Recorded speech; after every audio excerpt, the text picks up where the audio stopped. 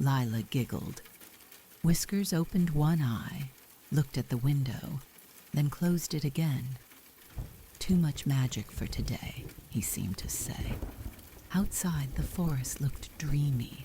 Leaves shimmered with droplets, and a tiny lamp hung from a tree branch glowed like a firefly's lantern. Even the plants on the windowsill leaned forward, as if they didn't want to miss the story. The thunder grumbled again, but not too loudly, like it was enjoying the tale too. Lila kept reading page after page, her voice soft and steady. The squirrel made it to the other side of the puddle lake, where he discovered a hidden acorn village full of talking beetles and dancing mushrooms. She paused and took a sip of cocoa.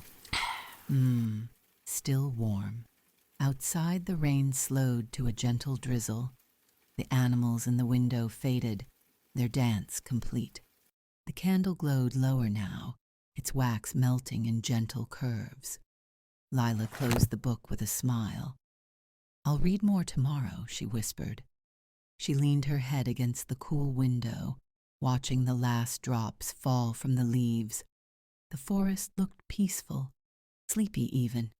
Whiskers gave a small meow, stretched, and hopped onto her lap.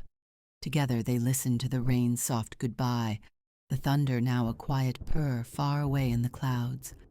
Lila yawned, hugged her cat close, and whispered, "Thank you, rainy day."